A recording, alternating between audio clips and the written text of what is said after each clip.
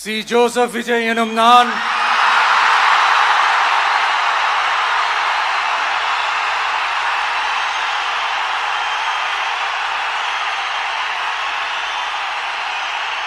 சட்டப்படி அமைக்கப்பெற்ற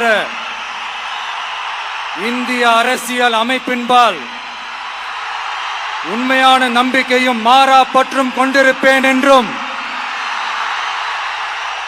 இந்திய நாட்டின் ஒப்பில்லாத முழு முதல் ஆட்சியையும் ஒருமையையும் நிலை நிறுத்துவேன் என்றும் தமிழ்நாட்டு அரசின் முதலமைச்சராக உண்மையாகவும் உளச்சான்றின்படியும் என் கடமைகளை நிறைவேற்றுவேன் என்றும்